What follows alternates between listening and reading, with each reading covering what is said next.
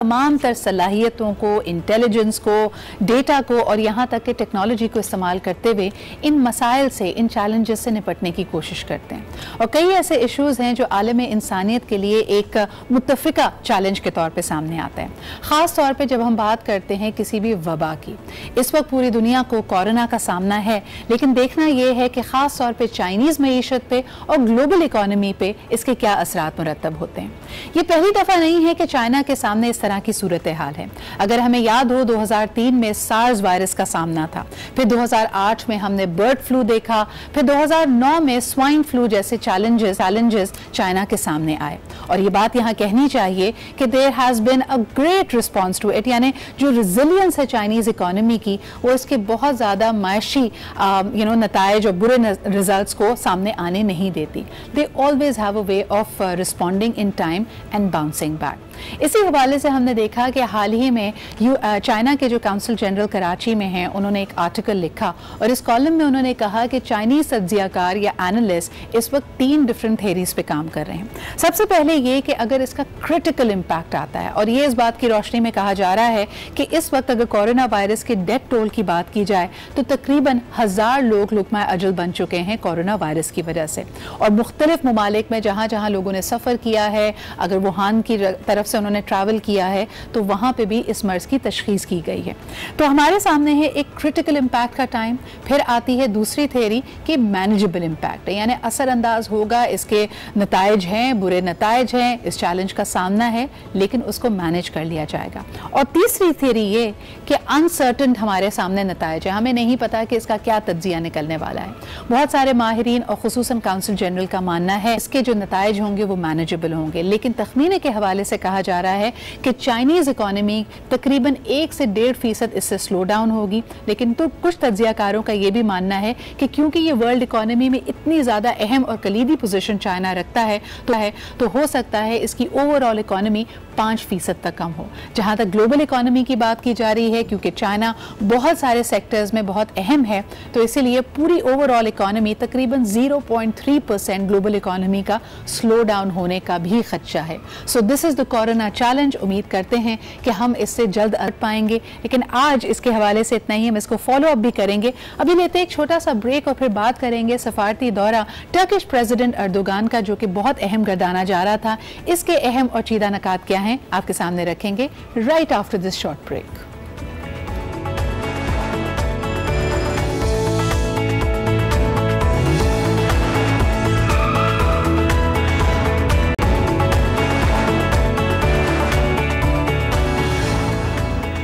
Welcome back after the break. आप देख रहे हैं आज पाकिस्तान चाइना के बाद पाकिस्तान के एक और देरीना टाइम टेस्टेड दोस्त का जिक्र करते हैं, यानी तुर्की का। आपको जिस तरह पता है कि 2 रोज़ा दौरे पे टर्किश प्रेसिडेंट अर्दोगान पाकिस्तान पहुंचे on 13th and 14th of February, और ये बड़ा ही अहम दौरा गर्दाना जा रहा था। जिस तरह के बहुत सारे military as well as trade के मामलात इसमें डिस्कस होने थे, ये एक बहुत ही हाई लेवल डेलीगेशन था जो यहाँ पे पहुंचा। इनके साथ बहुत सारे अहम बिजनेसमैन भी यहाँ पे मौजूद थे, और कहा जा रहा था कि खुसूसन माइनिंग के शोबे में और ट्रेडिंग के शोबे में बातचीत यहाँ पे की जाएगी। इसके अलावा जिस चीज़ का सबको इंतज़ार था कि दोनों ममालिक के बिजनेसमैन और शहरियों को दोहरी शहरियत के लिए एक मुआहदा भी साइन किया जाएगा। इस मामले को और इस खास तौर पे इस विजिट को लेकर अहम नकात क्या सामने आए हैं, इस दौरे की कुछ डिटेल्स और कुछ समरी आपके सामने रखते हैं इस रिपोर्ट में। उसके खिलाफ तो उधर भी हमने कोऑपरेशन का फैसला। पाकिस्तान और तुर्की के दरमियान अस्करी तरबियत, रेडियो, टीवी, सयाहत और रेलवे समेत मुख्तलिफ शोबों 13 मुआहिदों और यादाश्तों पर दस्तखत हुए।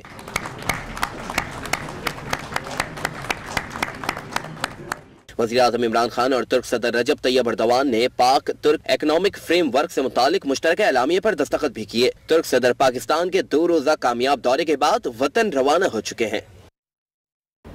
इस अहम सफारती दौरे के बारे में आपने देखी रिपोर्ट और दोनों ममालिक के लिए ये बहुत अहम था।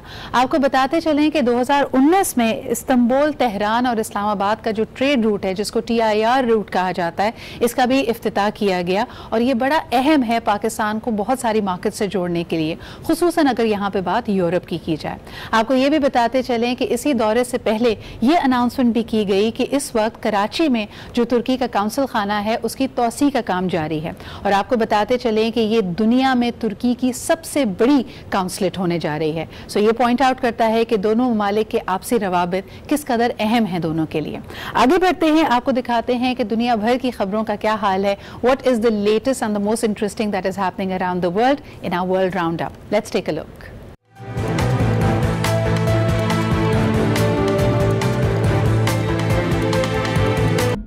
Welcome back after the world round up. आपको बताते चलें कि इस वक्त दुनिया के अहम तरीन चैलेंजेस में रेफ्यूजीज का मसला यानी पनाह गुज़ीनों की बात की जाती है, जो हो सकता है वॉर की वजह से, अनरेस्ट की वजह से अपने अपने ममालिक, अपने शहरों, अपने देहातों को छोड़ने पर मजबूर हों। इस साल हम देखते हैं कि 40 साल मुकम्मल हुए हैं पाकिस्तान के अफगान पनाह गुज़ीनों को अपने मुल्क में पनाह दिए हुए और उसके हवाले से एक तकरीब का इनेकाद किया जिसमें UNHCR और मिनिस्ट्री ऑफ फॉरेन अफेयर्स ने इसको ऑर्गेनाइज किया। ये तकरीब इस्लामाबाद में हुई, इसमें बहुत अहम डिग्निटरीज भी मौजूद थी। सराहा गया पाकिस्तान के किरदार को जिसने इतने बड़े नंबर्स में पनाह गुज़ीनों को अपने मुल्क में है। लेकिन अब हमें बात करनी पड़ेगी और सोचना पड़ेगा इन द लॉन्ग टर्म। इस वक्त एक तखमीने के मुताबिक तकरीबन 30 लाख से 50 लाख अफगान पनाह गुज़ीन पाकिस्तान में मकीम हैं और मुख्तलिफ इलाकों में हैं और बहुत सारे नेचुरलाइज भी हो चुके हैं। यहाँ पे उनकी एक और जनरेशन अब आ चुकी है। हाल ही में हमने देखा कि प्राइम मिनिस्टर इमरान खान साहब ने इनके लिए बैंक अकाउंट्स को खोलने का भी एक अनाउंसमेंट किया था। यानी इनके पास जो इनका एक ID कार्ड होता है जो कि नॉन परमानेंट है, आर्जी है, उसके तहत ये एक बैंक अकाउंट भी खोल सकते हैं। लेकिन ओवरऑल लॉन्ग टर्म में इनको किस तरह सोशल सिक्योरिटी नेट में लाया जाएगा, क्या इनकी वापसी का कोई तरीका है अफगानिस्तान में, इस पर बातचीत की गई इस बहुत ही अहम तकरीब में। आइए इसके हवाले से भी आपको एक रिपोर्ट दिखाते हैं। पाकिस्तान में 40 साल से मुकीम अफगान मुहाजिरीन के लिए आलमी कॉन्फ्रेंस का इनेकाद किया गया। तकरीब से खिताब में वजीर आजम ने कहा कि पाकिस्तान कई दहाइयों से अफगान मुहाजिरीन की मेजबानी कर रहा है। गुज़िश्ता 20 साल में सख्त मुआशी हालात से गुजरे, लेकिन पाकिस्तान ने मेजबानी जारी रखी क्योंकि फराग दिली का ताल्लुक बैंक बैलेंस से नहीं होता। All of us, there's one thing we want is peace in Afghanistan. It's not just because we have 1.4 million registered refugees. It's not because of that. Because the people of Afghanistan deserve peace. वज़ीर आज़म इमरान खान का कहना था कि पाकिस्तान में दहशत गर्दों की पनाहगाहें मौजूद नहीं, यहाँ अफगान मुहाजिरीन के कैंप जरूर मौजूद हैं। अफगानिस्तान में जंग पाकिस्तान के मफाद में नहीं, 9/11 के बाद पाकिस्तान को इस्लामोफोबिया से नुकसान पहुँचा। I can tell you that there are no safe havens here. After 9/11, it is possible that there were places where the militants fighting in Afghanistan, it's possible they stayed. But then we have refugee camps for over 500,000 people, over 100,000 people. How is any government supposed to check a few thousand militants if they operate from within them? तकरीब से खिताब में वज़ीर आज़म ने भारतीय मज़ालिम का भी जिक्र किया। उन्होंने कहा कि मोदी के 2 क़वानीन से 20 करोड़ भारतीय मुसलमान मुतासिर हुए। जब मुसलमानों ने एहतजाज किया तो कहा गया पाकिस्तान वापस चले जाओ। I really am worried of what is happening in India. If you look at the demonstrations in India, what is going on, the civil society, the intellectuals, the opposition party members, everyone is worried what's happening there. This is not the India I know. This is not the India of Nehru and Gandhi. अक़वाम मुत्तहिदा के secretary general Antonio Guterres ने अफगान अवाम की मेजबानी पर पाकिस्तान का शुक्रिया अदा किया और कहा कि पाकिस्तान ने अफगान अवाम की भरपूर मेजबानी की। इस वक्त भी पाकिस्तान मुहाजिरीन का दूसरा बड़ा मेजबान है। For 40 years, the people of Afghanistan have faced successive crises. For 40 years, the people of Pakistan have responded with solidarity. The generosity now spans across decades and generations. वज़ीर ख़ारजा शाह महमूद कुरैशी ने बताया कि पाकिस्तान ने 50 लाख अफगान मुहाजिरीन की मेजबानी की। आज भी 30 लाख अफगान मुहाजिरीन पाकिस्तान में मुकीम हैं। Over the last 4 decades, nearly 3 generations of Afghan refugees sought shelter in Pakistan, fleeing from violence and war in their homeland. तकरीब में वजीर आजम समेत दीगर रहनुमाओं ने अफगान मुहाजिरीन की बनाई गई अशिया के स्टॉल्स का दौरा भी किया और उनके काम की खूब तारीफ की और खूब सराहा। इस बहुत ही अहम तकरीब के बाद बढ़ते हैं एक ब्रेक की तरफ, लेकिन आपको बताते चलें कि आज 10 बजे का डिस्कशन बहुत अहम है। हमारी कौम का मुस्तकबिल हमारे घरों के रोशन चिराग यानी बच्चे, क्या हम उनके तहफ़्फ़ुज़ के लिए वो सब कर रहे हैं जो बहैसियत एक ख़ानदान, एक घर और एक माशरे के हमें करना चाहिए? कहाँ कहाँ बहुत सारे सेफ्टी हैज़र्ड्स हैं जिनको हम देख कर अनदेखा कर रहे हैं या शायद इनके बारे में लाइल्म है। आज की होगी ये बिग डिस्कशन, हमारे साथ रहिए। लेते हैं एक छोटा सा break, will be right back.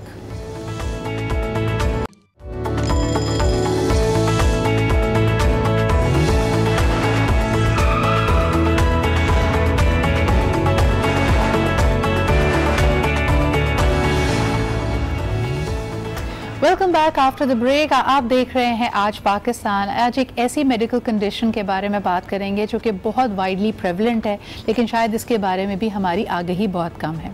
हमारी नेचुरल प्रोसेसेस के लिए, खुसूसन अगर तमाम ही मेटाबॉलिक प्रोसेसेस की बात की जाए, उसमें बड़ा अहम किरदार अदा करता है द थायराइड ग्लैंड, जो कि आपके ट्रैकिया यानी आपके विंड पाइप के सामने होता है। लेकिन इसके बारे में हमारी आगाही बहुत कम है। बहुत सारी ऐसी कंडीशंस जिसको हम शायद अपनी लेथार्जी का नाम दे देते हैं कि हमें सुस्ती हो रही है, वीकनेस हो रही है, जब पता लगाया जाता है वो असल में आपके थायराइड का मसला होता है। थायराइड ग्लैंड से प्रोड्यूस होने वाले हार्मोन्स दो तरह से मसला क्रिएट कर सकते हैं। या तो अगर आपका थायराइड ग्लैंड हाइपर एक्टिव है यानी ज़रूरत से ज़्यादा ये हार्मोन्स बना रहा है और बॉडी में सिक्रीट कर रहा है, और दूसरी सूरत जब ये ज़रूरत से कम हार्मोन्स बना रहा है।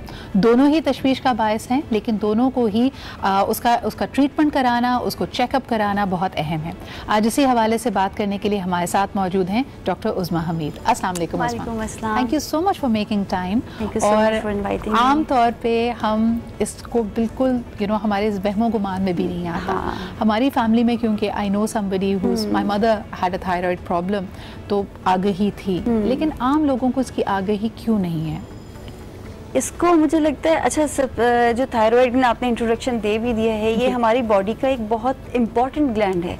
इसको लोगों को अपनी ज़िंदगी में अहमियत देना चाहिए, क्योंकि ये सिर्फ हमारी बॉडी के तकरीबन हर सेल पे इसका इफ़ेक्ट होता है। ठीक है, इसमें स्पेशली बच्चों की अगर बात करें तो बच्चों की ब्रेन डेवलपमेंट में बहुत इसका अहम किरदार है। ठीक है, उनकी ग्रोथ में इवन हमारा हर cell is influenced by the activity of the thyroid gland. सही, तो हम इसको अहमियत, मुझे लगता है कि बाज़ लोगों को पता ही नहीं चलता है कि उनको वो इस चीज़ से गुजर रहे हैं, उनके अंदर वो अलामात होती हैं, लेकिन कभी उनका इस तरफ जहन ही नहीं जाता। अच्छा, अलामात की अगर बात की जाए, आमतौर पे हमने देखा है कि हामला ख़वातीन या प्रेगनेंसी में जाके आपकी गायनोकोलॉजिस्ट लोगों को कहती है कि आप अपना टेस्ट कराएं, बिकॉज बच्चे की डेवलपमेंट खास तौर पर ड्यूरिंग प्रेगनेंसी आपके लेवल्स अप एंड डाउन भी हो सकते हैं, और उस वक्त मेरे ख्याल में आपका जहन ये फिजियोलॉजिकल भी, ये मतलब ये होता है कि प्रेगनेंसी के अंदर थोड़ी सी ऑल्टरेशंस आती हैं। ठीक है, तो उसको हम एज अ फिजियोलॉजिकल इसको ट्रीट करते हैं।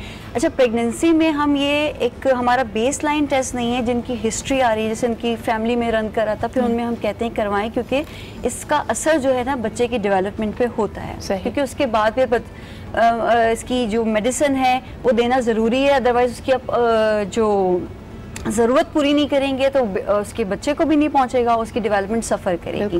और थोड़ा सा लोगों की आगाही के लिए बता दें कि हाइपोथायरॉयडिज्म या थायराइड प्रॉब्लम्स की वजह से होने वाले एक तरह से सिस्ट या ग्लैंड्स अगर बन जाते हैं, तो हो सकता है कि वो बहुत ही हार्मलेस किस्म के गोइटर ग्लैंड्स हों, या फिर वो फुल ब्लोन कैंसर में भी तब्दील हो सकते हैं। तो let's take them one by one. Uzma, hypo यानी जब आपका थायराइड ग्लैंड ज़रूरत से कम ये हार्मोन्स बना के बॉडी में सिक्रीट कर रहा हो, उसके सबसे पहले सिम्टम्स क्या होते हैं? ठीक है, देखें, जो थायराइड ग्लैंड जो हमारे नेक में हमने बताया कि प्रेजेंट होता है, इसका काम है ये कुछ हार्मोन बनाता है, जैसे थायराइड T3, T4 और एक और हार्मोन है जो किसी को पता नहीं है कि वो बनाता है, वो है कैल्सिटोनिन।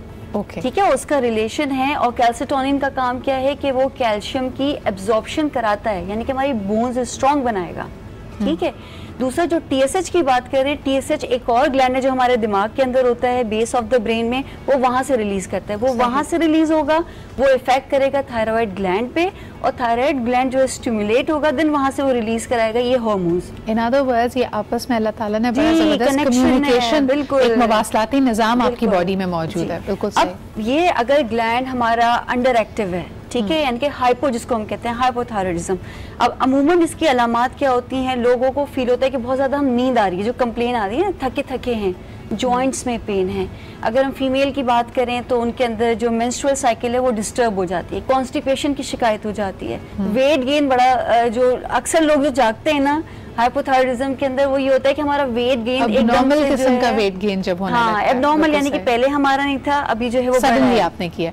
इसकी वजह क्या होती है? आपकी मेटाबॉलिक एक्टिविटी स्लो डाउन हो जाती है। बेसिकली जो मैंने बताया कि थायराइड ग्लैंड आपके it basically affects the every cell of the body, ठीक है। तो ये it makes your basically metabolism को फास्ट करता है। And what is metabolism? Metabolism is the basically metabolism. In the process of metabolism, basically we derive the energy from the food. यानी the ability to digest and absorb the nutrients. उसको हमने उसको energy को drive किया है। अब क्या है कि जब वो स्लो डाउन होगा तो अब हम खा रहे हैं, उसकी मेटाबॉलिज्म नहीं हो रही है, तो it accumulates in our body and you're still feeling lethargic. आपकी एनर्जी फिर भी एनर्जी वो कम है, ठीक है। उसके बाद अगर हम कोलेस्ट्रॉल लेवल इंक्रीज होगा तो हम क्या करते हैं, उसमें हमारा वेट गेन स्टार्ट हो जाता है, क्योंकि हमारा मेटाबॉलिज्म स्लो है, हमारी जो कैलोरीज का बर्न होना चाहिए एक्चुअल वो हो नहीं रहा है। सही। तो ये कॉमन कंप्लेन है हाइपोथायरॉयडिज्म। अच्छा, I have a related question जो कि आम तासुर दिया जाता है, अगर आपका कोई भी थायराइड का मसला है, does it in turn also mean कि आप ग्लूटेन इंटॉलरेंट हो जाते हैं? क्योंकि आम तौर पे जो पहली एडवाइस लोगों को दी जाती है, क्योंकि आपका मेटाबॉलिक सिस्टम स्लो है, लेथार्जी भी है, तो आप वीट बेस्ड चीज़ें या ग्लूटेन वाली चीज़ें खाना ख़त्म कर दें। ये कुछ हेल्प करता है? नहीं, ये इस तरह का नहीं है, नहीं, इसमें इससे इसका रिलेशन इससे नहीं है, ठीक है, बिल्कुल सही। ये मिथ है, ये मतलब इसमें ये कि आपके जो आप हर चीज़ खा सकते हैं, ठीक है, लेकिन एक मॉडरेट अमाउंट में। जैसे कुछ हमारे इंग्रेडिएंट्स हैं, इसको वेजिटेबल्स या फ्रूट्स के लिए, जो कि गोइटरोजिन कहते हैं। These are the compounds which basically alter the function of the thyroid gland, ठीक है। लाइक कैबेज हो गया, कॉलीफ्लावर हो गया, ब्रोकली हो गया, तो इसको हम कहते हैं, ये पीनट्स हो गए, ये थोड़ी सी ऑल्टर करते हैं। तो जिन लोगों को ये थायराइड का प्रॉब्लम है वो अपनी डाइट के अंदर को मॉडरेट अमाउंट में ले सकते हैं, इसको कम कर दें। और प्रोसेस फूड है उसको कम कर दें, क्योंकि अगेन प्रोसेस फूड की जब मेटाबॉलिज्म नहीं होगी, it starts accumulate, it start to raise the cholesterol level in the blood. अच्छा, अब आ जाते हैं हाइपरथायराइड के ऊपर, यानी जब आपका थायराइड ग्लैंड हाइपर एक्टिव है, ज़्यादा एक्टिव है, उसके क्या सिम्टम्स होते हैं? अच्छा, उसके सिम्टम्स ये हैं कि उसमें या तो डायरिया हो सकता है, ठीक है, वेट लॉस हो रहा है।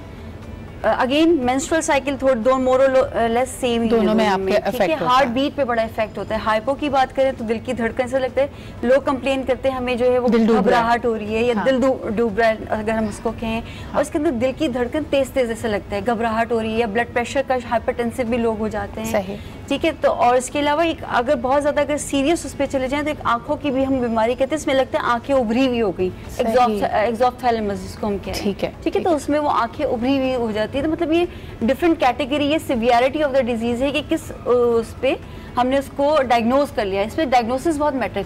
अच्छा, जब हम इसकी आगे ही की बात करें, उसमें कई लोगों को शायद जेनेटिकली फैमिली की वजह से या डॉक्टर की वजह से ये पता चल जाता है, लेकिन अब दूसरे पार्ट पे आते हैं to the treatment of it.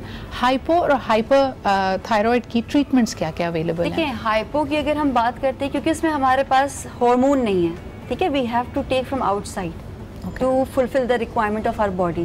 तो हमने अपनी डाइट को भी बेहतर करना है, ये नहीं कि हम सिर्फ डाइट पे ही डिपेंड कर जाएं, कि जैसे फॉर एग्जांपल सी फूड्स हो गए, डेयरी प्रोडक्ट्स हो गए, एग हो गए, दालें हो गई, इनके अंदर आयोडीन एक वाफिर मिकदार में पाया जाता है, ठीक है। वैसे मैं आपसे ये भी जानना चाहूँगी कि how prevalent is it in Pakistan, क्योंकि मुझे याद है हमारे बचपन में, अगर किसी को भी 90s की दिहाई याद हो, बाकायदा पब्लिक हेल्थ कैंपेन्स चलती थी जिसमें आयोडीन मिला नमक की कैंपेन थी, because it was so prevalent. क्या अभी भी यही सूरत है? अभी तो मुझे लगता है कि हर फैमिली के अंदर ये हर यूज होने लग गया है, जब से वो अवेयरनेस थी, अब हर फैमिली के अंदर ये यूज करते हैं। इसीलिए तो हाइपो को हमने कंट्रोल करना है अलॉन्ग विद द मेडिकेशन। ये नहीं कि सिर्फ हमने सिर्फ आयोडाइज सॉल्ट ले लिया और फिर हमने कहा मेडिकेशन नहीं, हमें life throughout the life हमें we have to take the medicine, और उसको फिर आप ऑल्टर करते रहते हैं, ऑल्टर करते हैं। एवरी 6 या 3 मंथ्स के बाद हम कहते हैं टेस्ट करवाएं, अगर हमें लग रहा है कि रेंज में चल रहा है तो हम एडजस्ट कर लेंगे डोज। अगर कहीं पे जहाँ पे हमें लगता है कि लेवल डाउन हुआ है तो हम डोज एडजस्ट। तो बड़ी कॉमन सेंसिकल सी बात है, अगर आपका ग्लैंड, आपका थायराइड ग्लैंड अंडर एक्टिव है तो जो हार्मोन वो नहीं बना रहा वो आप एक्सटर्नल सोर्सेज से और अपनी डाइट के थ्रू लेते हैं और अपनी सिचुएशन को बेहतर करते हैं। जब आपका थायराइड ग्लैंड हाइपर एक्टिव हो तब क्या ट्रीटमेंट अवेलेबल है? उसमें फिर ये है कि हम उनको एंटी थायराइड थेरेपी देते हैं, यानी कि जो हार्मोन ज़्यादा बन रहे हैं उनको फिर थोड़ा सा इनहिबिट कराएंगे, बॉडी के अंदर रोकते हैं ताकि वो अच्छा। इसमें एक सबसे मोस्ट कॉमन कॉज ये कि हमारा इम्यून सिस्टम जो है कभी कभी हाइपो में भी और हाइपर में भी अपने ही मिस्टेकनली अपने ही ग्लैंड के खिलाफ जो है ना एंटीबॉडीज बना लेते हैं, यानी उसको अटैक करने लगता है, जिसको आमतौर पे ऑटो इम्यून डिजीज भी कहते हैं। बिल्कुल, तो it is associated with other auto immune disease, like for example कि कुछ जैसे एक पेशेंट था, उसके साथ पर्निशियस एनीमिया एक डिजीज होती है जिसमें खून की कमी हो जाती है एक स्पेसिफिक फैक्टर की वजह से। जब उसके सारा वर्कअप हुआ उसमें पता चला this auto immune disease is also associated with the Graves disease. And I'm also remembering there's another disease by the name of Hashimoto. Hashimoto syndrome. Yes. Actually, basically, this is a hypothyroidism का ही. Okay. ठीक है, ये most common variety है hypothyroidism की. ठीक है.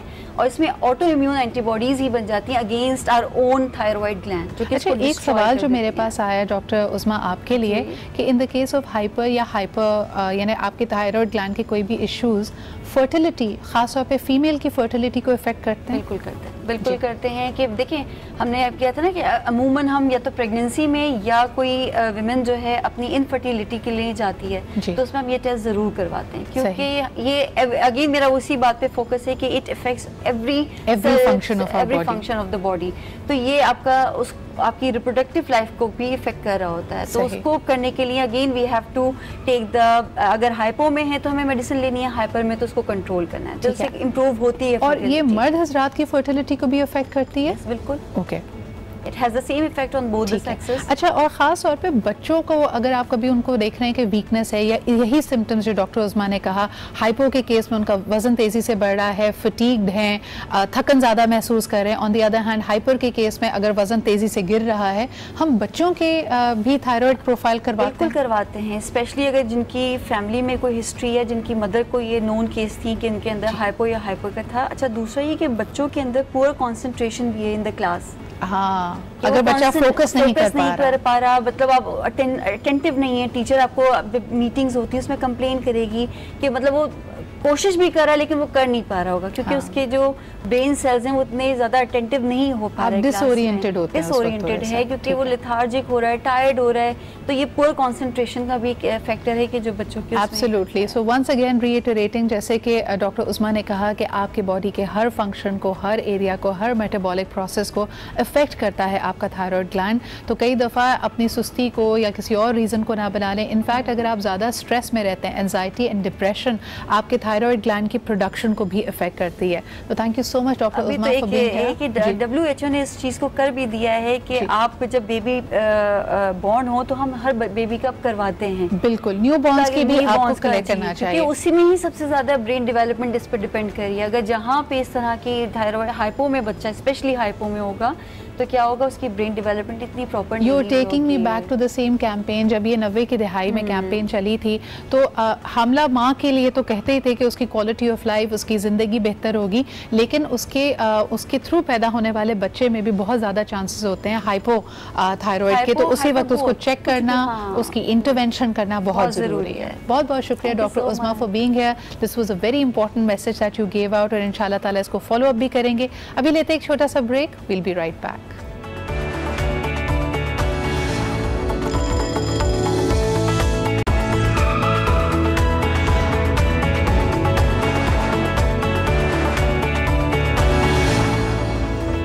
Welcome back after the break. आप देख रहे हैं आज पाकिस्तान, मैं हूं सिद्रा इकबाल। बहुत ही अहम इशू जो कि निकला है एक खबर से। आप जानते हैं कि हमारे माशरे में कई सारे बच्चों के साथ ज्यादती के केस सामने आए हैं और हर दफ़ा हमारा दिल दहल जाता है, दिल खून के आंसू रोता है, लेकिन फिर हमें कोई इंसाफ नहीं मिलता। पहले एक ढूंढ शुरू होती है, हैशटैग्स बनते हैं, लोग ये बात करते हैं कि बच्चों को सेफ एनवायरनमेंट दिया जाए और उसके लिए कानून को सख्त करने की बात की जाती है, ड्यू डिलिजेंस की बात होती है, लेकिन जिम्मेदारी हम में से हर एक पे आयद होती है। पिछले दिनों आपने देखा कि पार्लियामेंट ने एक रेजोल्यूशन पास की है कि बच्चों के साथ ज्यादती करने वाले, उनको हरासा करने वालों को जब तहवील में लिया जाएगा, उनको सज़ा जो दी जाए उनकी पब्लिक हैंगिंग की जाए, और इस पर भी हमें नज़र आ रहा है कि दोबारा हम कई धड़ों में बट गए हैं। कुछ वो हैं जो कहते हैं कि नहीं, ऐसा नहीं होना चाहिए, वो भी गुमराह हैं, उनको अपनी ज़िंदगी को सुधारने का मौका मिलना चाहिए। और दूसरी तरफ वो वालिदैन हैं, वो माशरा है जो इस हैबतनाक इस क्राइम से एक तरह से संभल भी नहीं पाता और वो चाहता है कि इनको कैफिर किरदार तक पहुंचाया जाए। लेकिन आज गुफ्तगू को ज़्यादा वसी करेंगे, ये जानने की कोशिश करेंगे कि कहाँ कोताही हमारी भी है, कहाँ हम देख कर चीज़ों को अनदेखा करते हैं या शायद उससे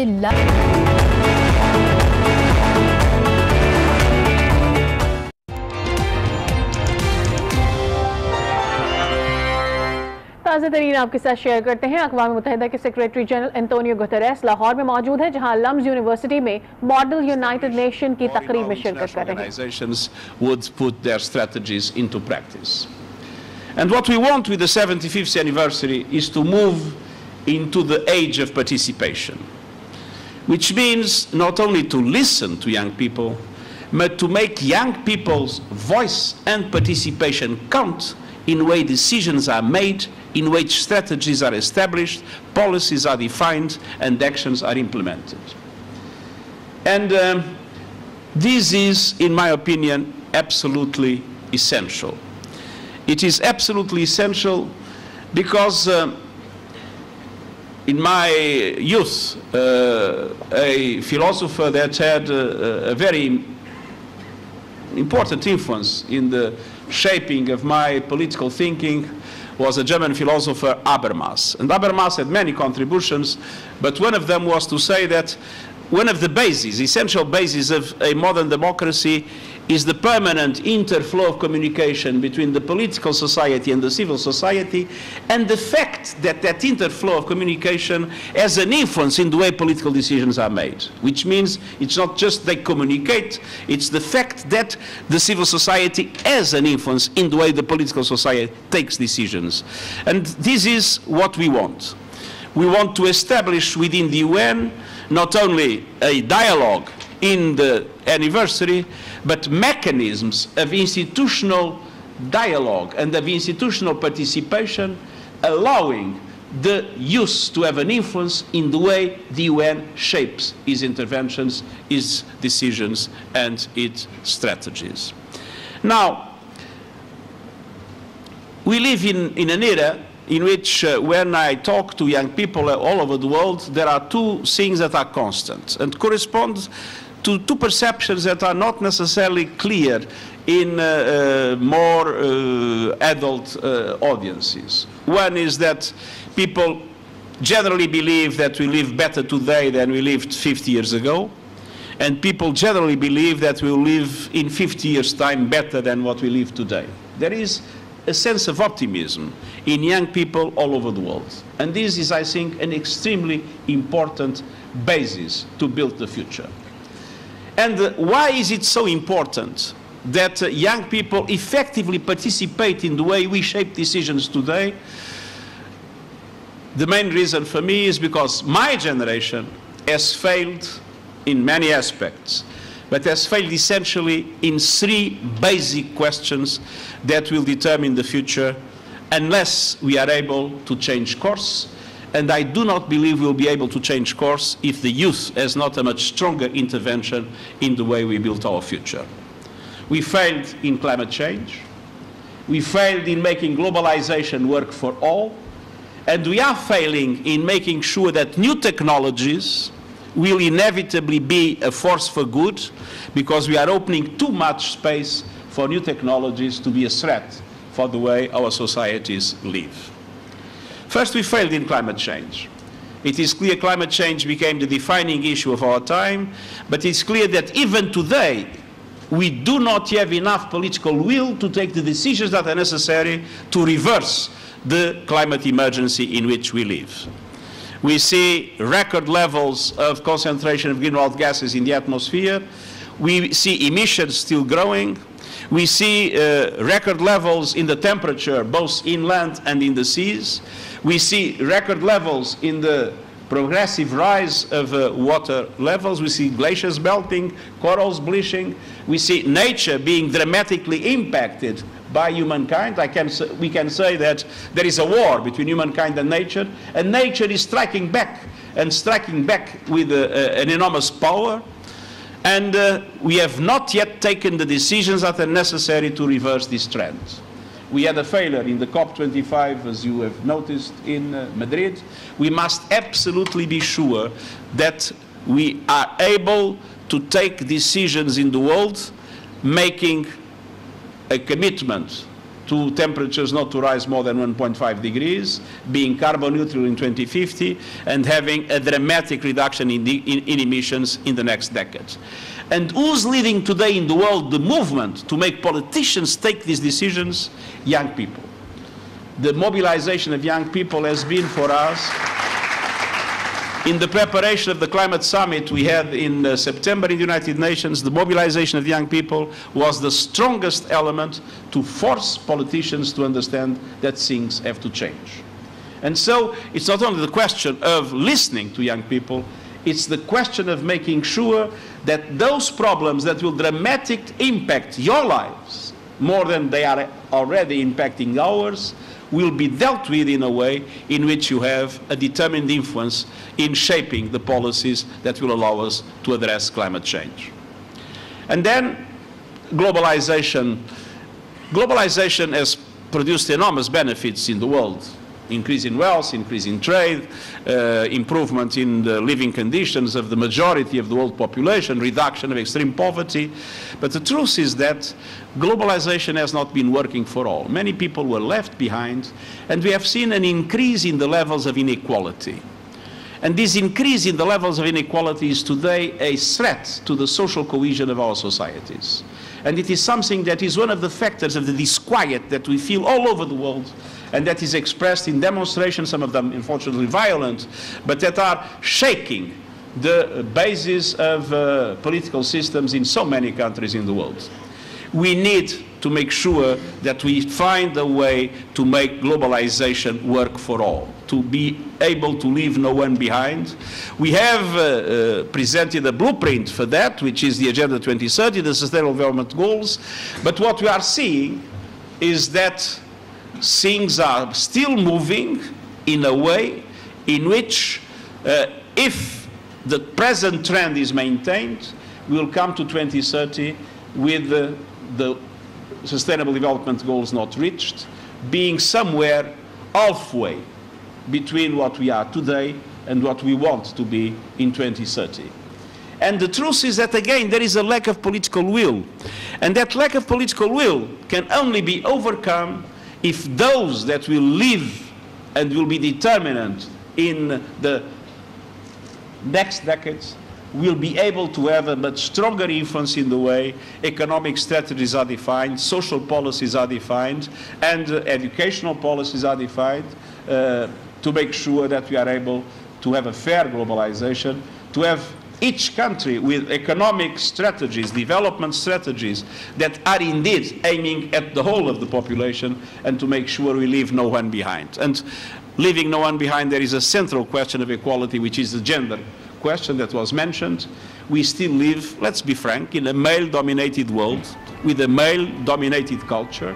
अक़वाम मुत्तहिदा के सेक्रेटरी जनरल जो कि लाहौर में लम्स यूनिवर्सिटी में मौजूद हैं और यहाँ के तलबा से और तमाम अफराद जो इस वक्त शामिल हैं उनसे खिताब कर रहे थे। उनका कहना था कि इस वक्त जो यंग जनरेशन है उनका किरदार बहुत अहम है, तमाम तर जो ओवरऑल सिनेरियो है उसमें वो अपना बेहतरीन रोल प्ले कर सकते हैं।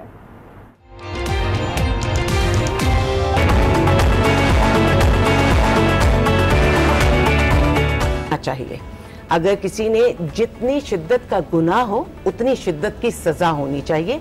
और बर्बरियत ये नहीं है कि उसको हैंग किया जाए सरेआम, बल्कि बर्बरियत ये है कि जो आपने कहा कि घर के बाहर से बच्चा छीन लिया गया, माँ की गोद से बच्चा निकाल लिया गया। इसके साथ साथ अब एक दूसरी बहस भी हमारे पास छिड़ी हुई है जो सोशल मीडिया पे हम देख रहे हैं कि क्या 18 साल की बच्चियों की शादी हो जानी चाहिए। गो के कानूनन उनको बिल्कुल इख्तियार है और मजहबन तो अगर वो 12-13 साल का भी कोई मसला नहीं है, जैसे बालिग हो जाएं वो कर सकते हैं। लेकिन जिस टॉपिक पर हम आ रहे हैं उस टॉपिक पर आने से पहले इन चीज़ों को देखना पड़ेगा कि वो माँ जिसको आप जाहिर शादी होकर 1 साल के अंदर वो साहिब औलाद हो जाती है, क्या वो इतनी तरबियत याफ्ता है, क्या वो इतनी मैच्योर है, क्या उसमें वो सलाहियतें हैं कि वो सारी चीजें संभाल सकेगी। शादी को और निकाह को लोग बहुत ज्यादा हाईलाइट करते हैं, निकाह बहुत खूबसूरत एक बंधन है, लेकिन निकाह के बाद जो उसकी जिम्मेदारियां हैं वो निकाह से ज्यादा जरूरी हैं और निकाह से पहले सोचने की हैं।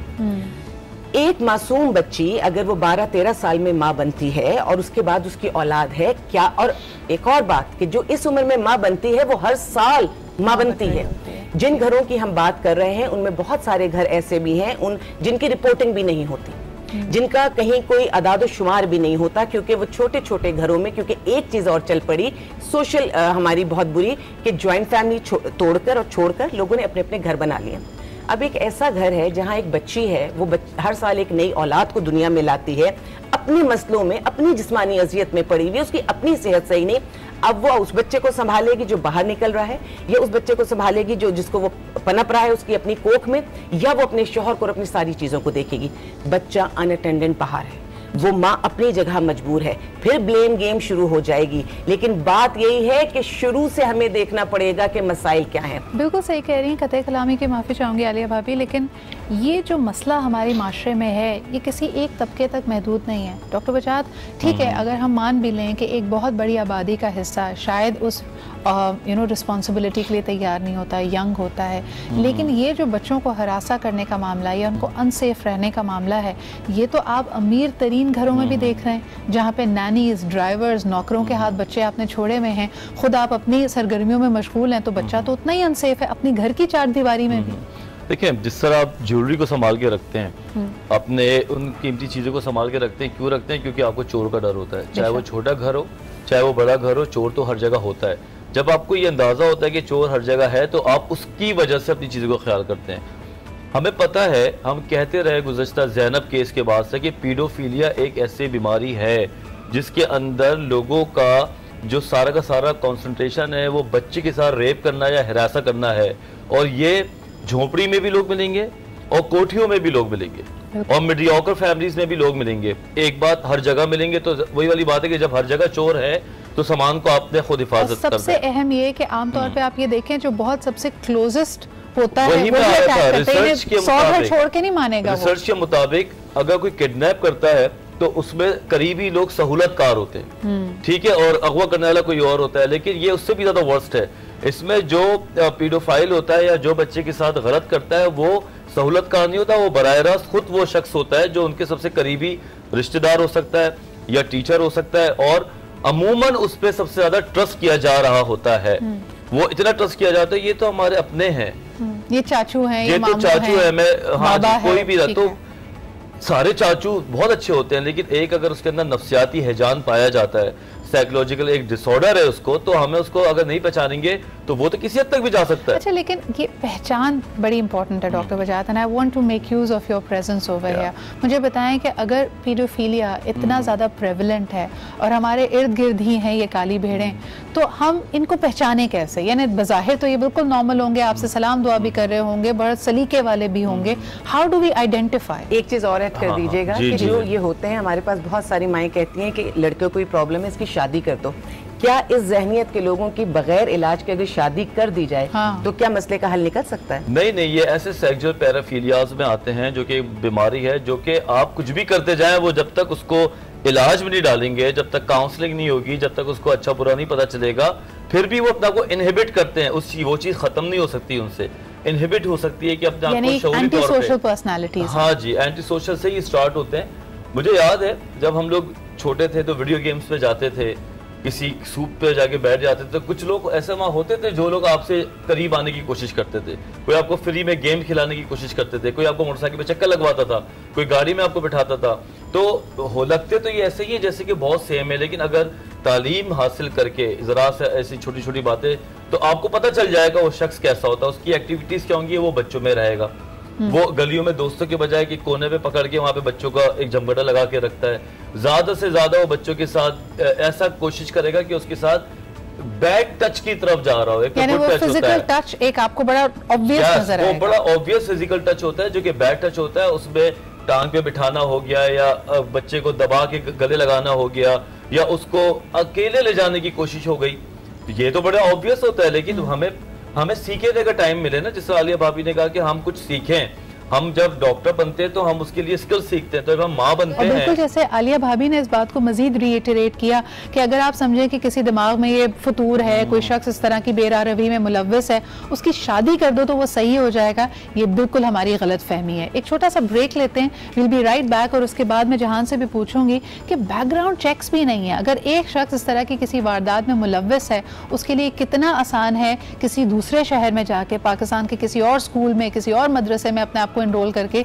एक नई जिंदगी, एक नई वारदात की शुरुआत करना। इस पर बात करेंगे एक छोटे से ब्रेक के बाद।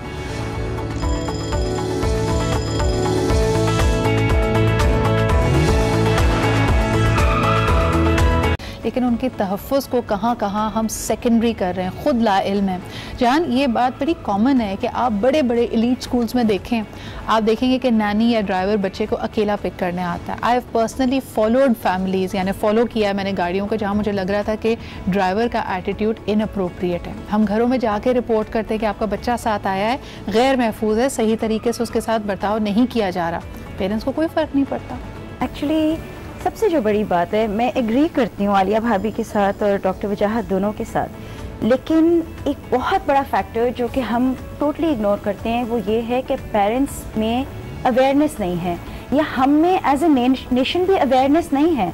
जैसे आपने कहा कि हम कोई तहकीक नहीं करते, बच्चों के इदारों में लोगों को हायर करने से पहले हम उनका कोई बैकग्राउंड चेक नहीं करते, और हर पेरेंट ये सोचता है कि मेरी औलाद के साथ ये नहीं हो सकता, इट इज़ सो सैड कि किसी और की औलाद के साथ हो गया है, बट वी ऑलवेज थिंक कि ये हमारी औलाद के साथ नहीं हो सकता, और यही हमारी सबसे बड़ी बेवकूफ़ी है। आवर चिल्ड्रन और our assets and our responsibility, जैसे डॉक्टर वजाहत ने कहा, जिस तरह हम अपनी ज्वेलरी की हिफाजत करते हैं, वहाँ से हम अपने बच्चों की नहीं करते हैं। कितना कन्वीनियंट है हमारे लिए ये कह देना, मैं खाना बना रही हूँ, आप चले जाओ अपनी ट्यूशन के ऊपर, या मैं खाना बना रही हूँ, आप जाओ जाके मुझे सामने से दही ला दो। या अगर आप खुद घर से जा रहे हो और बच्चों को अपने पीछे घर पे छोड़ा है, तो आप उनको ये बताए बगैर जा रहे हो कि मैं आ रही हूँ 15 मिनट में या 20 मिनट में दही लेके, आपने दरवाजा नहीं खोलना, जो भी आएगा आपने उसको कहना है कि जी मैं दरवाजा नहीं खोल सकता, चाहे वो कोई भी हो। सबसे बड़ी बात, हम अपने बच्चों की बातों को इग्नोर करते हैं। देखें, बच्चों को मुझे बिल्कुल सही कही है जहान, इसमें एक चीज़ का इजाफा करना चाहूँगी। हम छोटे थे तो बाकायदा तरबियत ये की जाती थी कि अगर दुकान पे कोई चीज़ लेने गए, शुरू में आप बच्चे को जब इंडिपेंडेंस देते हैं, पीछे खड़े होते हैं, ज़्यादा अंदर तक दुकान में नहीं जाना, आप अपने आप को सेफ रखो। लेकिन एक चीज़ मैं आप लोगों से पूछना चाहूँगी, हमारी बहुत बड़ी खाम ख्याली, हमारी गलत फहमी ये होती है, जो डॉक्टर वजाहत की ही मिसाल को आगे लेते हुए, कि बेटियों को हम वाकई ज्वेलरी की तरह संभालते हैं, बेटे का उतना ख्याल नहीं करते। लड़का 6 साल का हुआ, 5 साल का हुआ, इंडिपेंडेंट। अली भाभी, इस पे जरा बात कीजिए कि बेटा भी तो उतना ही कमसिन है, उतना ही वल्नरेबल है। बिल्कुल है, और बेटे के लिए ज्यादा बड़ा मसला ये है कि एक तो वो बेटा है, हम उसको रोने भी नहीं देंगे, हम उसको खामाखा मजबूत समझते हैं। जब वो छोटा है तो वो उतना ही मासूम है और बेबस है जितनी हमारी बेटी बेबस है। तो हमारी सोसाइटी का जो पहले एक कॉन्सेप्ट हुआ करता था, पहले लड़कों से या उनसे एक तरह सा फासला भी किया जाता था, अब वो चीज़ें ख़त्म हो गई। एक जो गुड टच बैड टच की चीज़ें बताई जाती हैं, देखिए लड़का जो है, अगर वो बच्चा है या कोई भी है, अगर इवन बड़ा भी है, जब उसको ज़बरदस्ती जिस्मानी तौर पर कैप्चर किया जाता है ना, तो फिर उसकी, मर्द को हम क्यों कहते हैं मर्द है, ताकतवर है ना, लेकिन उसी मर्द को जब कई मिलकर कैप्चर करेंगे, उसको दबोच लेंगे, तो उसमें वो सारी चीज़ें नहीं काम आती हैं। इसी तरह हम लड़की के लिए हमेशा जो कहते हैं सिनफे नाजुक है, उसको हम फिजिकली सोच रहे होते हैं कि फिजिकली, अब वो फिजिकल का कॉन्सेप्ट है ही नहीं। अब जिस तरह से चीज़ें हो रही हैं उसमें सारी चीज़ें, चाहे मर्द है, औरत है, लड़का है, लड़की है, जो चीज़ सबसे ज़्यादा ख़तरनाक है उसमें ये जो मोबाइल फ़ोन हमारे पास, चाहे लड़का है या लड़की है, दोनों के हाथों में आ गए हैं, तो दोनों ही इस वक्त बिल्कुल ओपन है।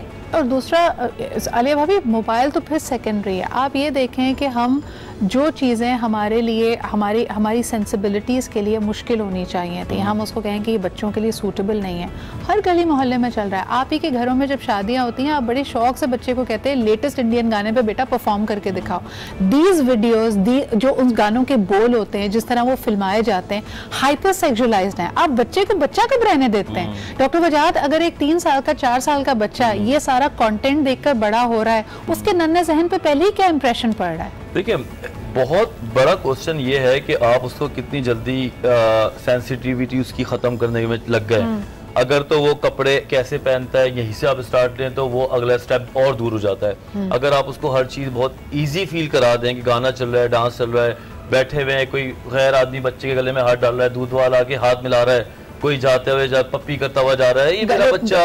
तो ये सारी चीजों से क्या होगा कि वो तो घर के बच्चा जो घर के लोगों में था उसकी तो सेंसिटिविटी बाहर भी खत्म हो रही है। उसको क्या पता रेड और ग्रीन में क्या फर्क है, तो वहां पे जाके वो बाहर चले जाते हैं। तो वो सबसे बड़ा प्रॉब्लम यही आता है कि जब हम अपने बच्चे को बहुत ज्यादा लोगों को एक्सपोज कराने लगते हैं तो वहां से उसकी सेंसिटिविटी और डर खत्म होने लगता है। ये बात आप सिखाते भी तो नहीं हो ना, गुड और बैड टच के फर्क नहीं बताते हो, और फिर उसके बाद आप सिद्रा उनकी बात भी नहीं सुनते हो। अगर वो आके कहीं आपको अनकंफर्टेबल है, अगर आपको वो आके कंप्लेन करेंगे कि आज मुझे कुक ने मिसट्रीट किया या मुझे इस ड्राइवर के साथ नहीं जाना है स्कूल, तो आप उसकी बात नहीं सुनोगे, आप कहोगे नहीं क्यों नहीं जाना है, क्या बदतमीजी है, आप जाओ।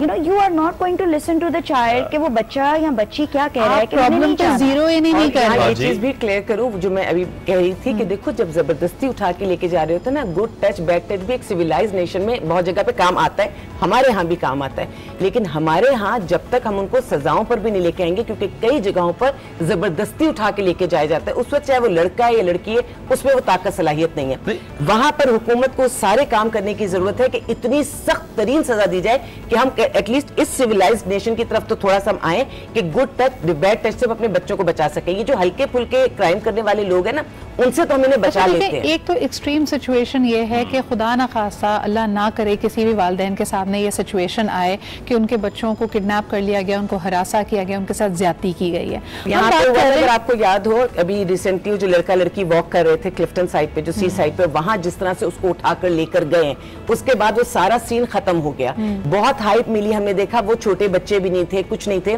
जबरदस्ती वहां से अगवा किया गया था। उसके बाद ठीक है पेरेंट्स सामने नहीं आना चाह रहे थे, लेकिन हुकूमती सतह पर मीडिया के लेवल पर एटलीस्ट पब्लिक को ये सेटिस्फेक्शन होनी चाहिए थी कि अगर उनके साथ खड़े हुए हैं तो उनका अंजाम क्या हुआ है, वो अंजाम भी होती है हमारे पास। अगर हम मीडिया की एथिक्स की बात करें, अगर किसी छोटे बच्चे के साथ ज्यादती होती है, ज़ैनब के केस में, बाकी केसेस में तो हमने ज्यादती की, किसी ऐसे बच्चे के साथ अगर वो जिंदा हो या उसको कत्ल कर दिया जाए, उसकी आइडेंटिटी डिस्क्लोज नहीं की जाती, क्योंकि आप उस बच्चे से हक छीन रहे हैं अपनी जिंदगी को रीस्टार्ट करने का। वहां तक मैं इस बात पे आई एग्री कि आप उसकी आइडेंटिटी को महफूज रखें, लेकिन जिस पॉइंट पे मैं आना चाह रही थी जहान, कि हरासा करना ये तो बड़ा एक्सट्रीम लेवल है, अल्लाह ना करे हम में से कोई फेस करें, लेकिन जिन चीज़ों से हम ला इल्म हैं, हम किस किस्म का माहौल within the household दे रहे हैं, यानी अंदर हमने कई चीज़ों को बड़ा ओके कर दिया है। अगर फिल्म पे कोई भी टीवी पे गाना चल रहा है, बच्चा उसको देख रहा है, उसके बोल रिपीट कर रहा है, अब हम इस बात पे चौंकते भी नहीं है, उसको रोकते भी नहीं है, टोकते भी नहीं है।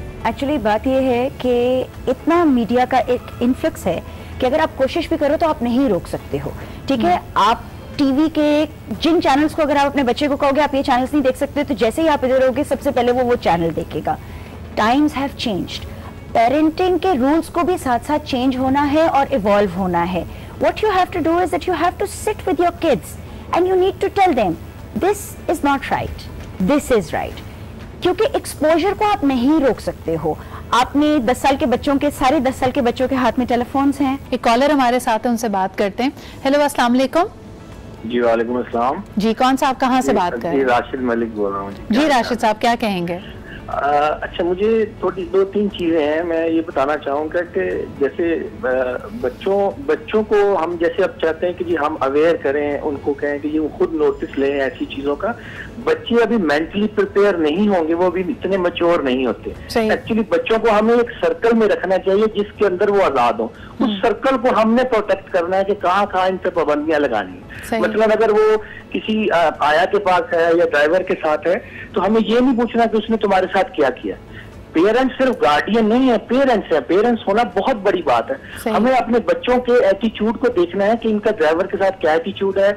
हम उनसे सारा दिन का हाल हवाल लें, ऐसे नहीं कि हम उनसे कोई इन्वेस्टिगेट कर रहे हैं, ऐसे पूछें कि सारा दिन उनके साथ हम उनमें से कुछ चीजों को खुद पिक करें कि यहाँ गलत हुआ है। पहले मुझे ये बताएं, अभी जैसे आलिया भाभी बात कर रही थी, पहले के पेरेंट्स इतने अटेंटिव होते थे, कोई हमारी वोकैबुलरी में अजीब सा, यानी पहली दफा अगर आपने घर में यार कहा हो तो फौरन माँ बाप चौंक जाते थे कि ये लफ्ज हमने कहाँ से सीखा है, हमारे घर में तो इस तरह गुफ्तगू नहीं होती। आज पेरेंट्स इतने अटेंटिव क्यों नहीं है?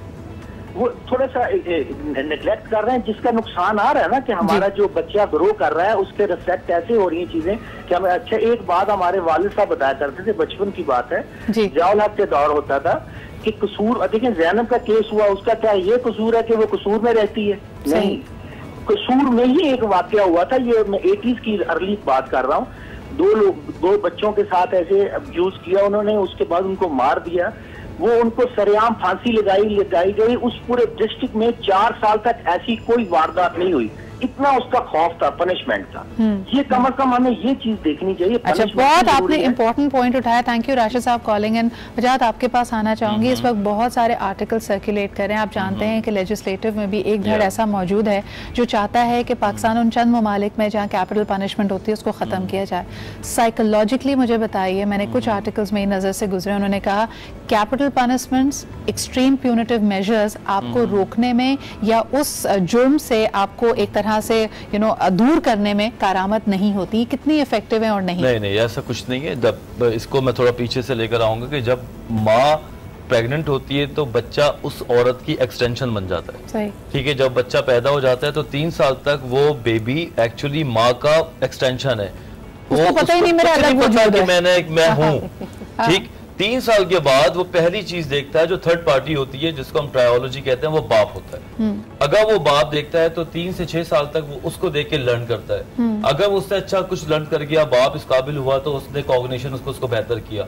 7-8 साल के बाद वो बच्चा सोशली लर्न करता है। सोशली लर्न करने के बाद वो जनाब एकेडमिक लर्न करता है, और अगर वो फिर भी इंसान नहीं बनता तो फिर लॉ उसको सिखाता है, लॉ एंड इन्फोर्समेंट उसको सिखाता है। और इस तरह हम अच्छे और बुरे को देखते हैं।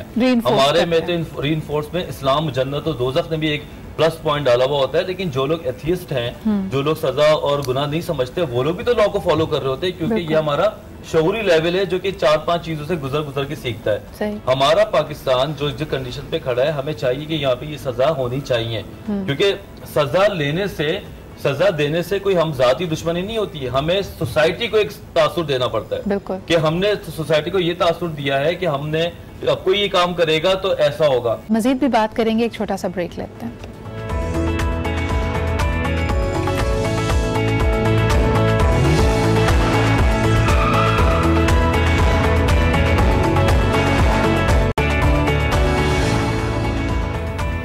Welcome back after the break. हमारे माशरे की कुछ अपनी कल्चरल और फैमिली अख्तार हैं, जिसके अंदर जाहिर सी बात है तरबियत का मामला हो, बच्चे की देखभाल का मामला हो, उसकी ज़्यादातर जिम्मेदारी हम खातून पे या फिर उसकी माँ पे रखते हैं। लेकिन सवाल ये पैदा होता है कि एक बच्चे को अल्लाह ताला ने 2 बहुत ही खूबसूरत और पायदार रिश्तों के साथ दुनिया में भेजा है, एक माँ का रिश्ता और एक बाप का रिश्ता। माँ अगर अपनी जिम्मेदारी निभा भी रही है, घर को चला रही है, घर से बाहर तो उसका वालिद निकलता है, उसको पता है कि इस वक्त माशरे की क्या रविश है, कौन शख्स ऐसा है जो उसके लिए गैर महफूज हो सकता है। घर में अगर बाप के पास इतने वसाइल मौजूद हैं कि वो चौकीदार, गार्ड, खानसामा रख सकता है, तो ये मर्द हैं और उनकी नज़र को, उनकी अतवार को परखना, जानना, ये उसकी अपनी जिम्मेदारी बनती है as the head of the family. तो सवाल यहाँ पे ये भी करना बहुत ज़रूरी है कि क्या जो वालिद है, जो मर्द हजरात हैं हमारे माशरे के, अपने बच्चों की तरफ अपनी जिम्मेदारी को निभा रहे हैं या नहीं। आलिया भाभी, आप क्या कहेंगे? सिद्रा, हमारी सोसाइटी में आमतौर से मर्द को कहा जाता है कि ये कमाएगा, कमा कर लाएगा और खर्चा पूरा करेगा। इसके बाद दूसरी जिम्मेदारी, जो बहुत अच्छे पढ़े लिखे और मजहबी तौर पे भी जो प्रॉपर वाकई मजहबी लोग हैं, वो तो समझते हैं कि बाप की जिम्मेदारी है। अदरवाइज मर्द अगर कमा के ला रहा है, मैंने हर दूसरे तीसरे मर्द के मुंह से सुना, बच्चे की स्कूल की फीस दे तो रहा हूँ, औरत को खर्चा दे तो रहा हूँ, कपड़ा लत्ता सब आ तो रहा है, तो अब मेरी और कोई जिम्मेदारी नहीं बनती। बल्कि बहुत दुख के साथ कहूँ कि वो औरत जो पूरे घर को लेके चल रही है, और आप आम तौर से हमारी घरेलू औरतों को देखें, वो अपनी जात की टोटल नफी करती हैं, अपने बच्चों को पालने में, शौहर को पालने में और घरदारी करने में। उन सारे हालात के बावजूद, क्योंकि कई दफा उसको बाहर की अवेयरनेस नहीं होती, बच्चा बिगड़ रहा होता है, कुछ कर रहा होता है, कि बिल्कुल मैं वसूख से ये बात कह सकती हूँ कि माशाल्लाह आज भी हमारी औरतें इतनी बेहतर हैं कि उन्हें इन गंदे गंदे नशों का भी नहीं पता। अगर बच्चा उस नशे की हालत में आता है, एक खास नशा है जिसका मैं नाम नहीं लूंगी, वो नशा करने के बाद आंखें बदलना शुरू हो जाती हैं, डायलेटेड प्यूपल्स होते हैं। बिल्कुल, तो वो चीज एक मर्द बहुत आसानी से समझ सकता है, क्योंकि बाहर की दुनिया से आ रहा है। वो जो माँ होती है ना, वो समझ रही होती है बच्चा बीमार है, ये जो मसले हैं। अच्छा, एक जरा से मैं इस पे कंटिन्यूएशन करना चाहूंगी कि बाप से जब वो चीजें डिस्कस करती है, तो बाप बजाय इसके सोल्यूशन ढूंढे, उसी माँ माँ को ब्लैकमेल करता है, ब्लैकमेल इन अ सेंस कि तुम चीजों को हैंडल करो वरना तुम मेरे लिए नाकार हो, वो नहीं कर पाती, ब्लेम गेम करता है। मर्द को अगर खुशी चाहिए और वो ब्लेम गेम करके बाहर जाता है, उस औरत को आप किस अजियत में छोड़ रहे हैं जिसके हाथ से बच्चा भी जा रहा है। बड़ा ट्रिकी आपने बात यहाँ पे की है, क्योंकि बच्चे की कई शरारतों पे, गलतियों पे माँ एक तरह से पर्दा भी डालती है। अब वो किस तरफ कौन सी एक्सट्रीम में निकल जाए हमें नहीं पता होता, या घर में अपनी चीज़ों में बिजी हो जाती है। घर माँ अगर खुद एक इमोशनल टर्मोइल से गुजर रही है तो only outlet she probably has इसके वो ड्रामे देख रही होती है और उसको नहीं फर्क पड़ रहा होता कि इसका बच्चे पे क्या असर पड़ रहा है। लेकिन सवाल ये पैदा होता है वजाहत एक और जो उसका पहलू है कि जो हमारी डोमेस्टिक हेल्प आती है, अक्सर वो अगर छोटे इलाकों से, छोटे शहरों से आती है, वहाँ पे पेट्रियार्कल जड़ें बहुत सख्त है। अगर खातून खाना, अगर घर की जो मेम साहब है वो उनको डांटती भी है, कुछ कहती भी है, आमतौर पे कहने में भी नहीं होते ये लोग। तो देखिए इसमें बात यह है कि अगर आप एक कंबाइंड टीम की तरह काम कर रहे हैं ना तो फिर सबकी स्ट्रेंथ इक्वल बन जाती है। सही, ठीक है। अगर घर के 4 लोग रहते हैं और एक यूनिफॉर्मिटी है, चाचा की तरह, खाला की तरह, बच्चा बाहर गया, इसने 500 रुपए कहाँ से आए इसके पास, पता करो, उससे चाचा ने मारा तो माँ ने भी उसको बोला हाँ भाई कहाँ से आया तुम्हारे पास, तो उसकी स्ट्रेंथ खुद ब खुद चाचा के साथ कनेक्ट हो गई। अगर यूनिफॉर्मिटी इक्वल लेवल पे जाएगी तो फिर कभी नहीं होगा। यहाँ पे आपस में एक जुड़ना तो जरूरी है ना, यहाँ पे तो आपस के रिलेशन तो पहले बन जाए। हाँ। जब वो नहीं बनेंगे तो फिर वो जाके जनाब बच्चा जो है वो एक छत के नीचे खड़ा होगा। यहाँ पे तो अपने कॉन्फ्लिक्ट्स और अपनी जो इमोशनल वो एक किस्म की इनस्टेबिलिटी है उसमें बहुत फंसे हैं। अच्छा, ये 2 इश्यूज पे, क्योंकि बच्चों के तहफ़्फ़ुज़ की बात कर रहे हैं, तो 2 पहलू बड़े इंपॉर्टेंट है जिसको टच अपॉन किया जाए। जान, चोरी करने की और झूठ बोलने की आदत आपके ख्याल में छोटे बच्चों को कब पड़ती है? घर से ही छोटी मोटी चीजें अगर उठाना शुरू कर दी? सबसे पहले तो घर से ही चीज उठाएंगे ना। माँ के पर्स में से अगर उसने पैसे नहीं दिए हैं तो वहां से पैसे निकाल लेंगे, या फिर अगर अपने फ्रेंड्स के साथ बाहर गए हुए हैं और फ्रेंड्स की इन्फ्लुएंस में जो है उनके साथ मिलकर झूठ बोल लेंगे या उठा लेंगे। या अगर माँ बाप बात नहीं सुनेगी और अपने आप को, सबसे पहला जो रिफ्लेक्स हम झूठ बोलते हैं अपने आप को बचाने के लिए बोलते हैं। और अपने डिफेंस में सबसे ज्यादा हम डिफेंसिव होते हैं अपने पेरेंट्स की, छोटी उम्र में सबसे ज्यादा डिफेंसिव होते हैं अपने पेरेंट्स के आगे। तो झूठ बोलने की आदत तो हमें अपने पेरेंट्स से पड़ती है, बिकॉज वो हमें वो प्रोटेक्शन नहीं देते या हमें वो सेफ्टी नहीं देते हैं कि जिसके अंदर हम खुल के अपनी बात को उनके साथ एक्सप्रेस कर सकें। जब हम वो नहीं देते हैं तो बच्चे झूठ बोलना वहां से सीखते हैं। सही, बिल्कुल सही। और ये वो तमाम चीजें जिन पहलुओं को हमने टच अपॉन किया है, कहाँ आपके और आपके बच्चे में दूरी आ रही है, कहाँ उसकी मासूमियत और उसका बचपन आप एक तरह से छीन रहे हैं और शायद आपको इल्म भी नहीं है। कॉलर हमारे साथ है, उनसे बात करते हैं। हेलो, अस्सलाम वालेकुम। अस्सलाम वालेकुम जी, कौन साहिबा कहाँ से बात कर रही हैं? कुलसुम बात कर रही हूँ मुल्तान से। जी कुलसुम, क्या कहेंगी?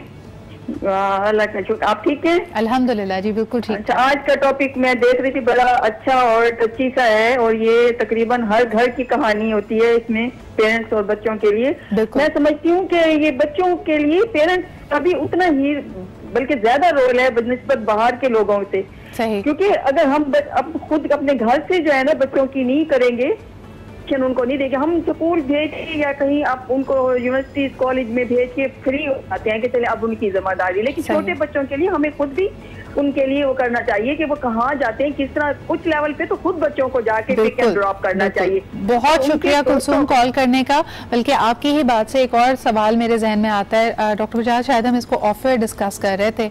एक लेमन थ्योरी ये समझी जाती है, जो हम बात कर रहे थे खलल की या पीडोफाइल्स की, कि जो खुद बचपन में अब्यूज हुए होते हैं उनकी ज्यादा टेंडेंसी है to become an abuser later on. ये किस हद तक सही है? इसमें तो फिर आप एंटाइटल कर दें, उनको सबको हलाल कर दें कि इनके साथ तो ज्यादती हुई थी तो आज के बाद ये सारे इस मामले को बस एंटाइटल हो गए। ऐसा नहीं है, ये कुछ घिसी पिटी बातें भी हैं, कुछ लोगों में ये रियलिटी भी है। लेकिन जब आप उन लोगों के साथ बैठते हैं या उनके कॉग्निशन पे बात करते हैं तो ये बहुत इजीली खत्म की जा सकती है। सही। इसकी बेस से पूरी जिंदगी भर आप दूसरे का जिंदगी खाना खराब नहीं कर सकते। ये उनको इंटाइटल करने वाले हम ही लोग जो ऐसी बातें कर रहे होते हैं, और जब वो इनडायरेक्टली वो बातें सुन रहे होते हैं जो क्योंकि रहते तो हमारे साथ ही हैं और वो हमारे बीच में बैठते हैं जो ऐसे लोग होते हैं जो पीडोफाइल्स होते हैं, या तो फिर उनको ये तकवीत मिलती है इस बात से। लेकिन छोटा सा सवाल आपका, यानी किसी पीडोफाइल का जहनी फतूर है, सब कुछ है, आप और मैं एक नॉर्मल इंसानी फितरत, एक बच्चा अगर रोता हुआ हमें सुनाई देता है, अजियत में है, चाहे उसकी तबीयत ख़राब है, उसको चोट लग गई है, हमसे रहा नहीं जाता, बेशक वो हमारा बच्चा ना हो, ये क्या दिमागी खलल होता है कि बच्चा चीख रहा है, तड़प रहा है और आपको रहम ही नहीं आ रहा उसके ऊपर? 2 अप्रोचेस देखी गई हैं। या तो ऐसे लोग नशा बहुत करते हैं और वो लोग ये काम अमूमन क्योंकि नॉर्मल तरीके से नहीं कर रहे होते, ये नशे के अंडर इन्फ्लुएंस आने के बाद वो उस काम को करते हैं ताकि उनकी अपनी जो एक सेंसिटिविटी है वो खत्म हो जाए।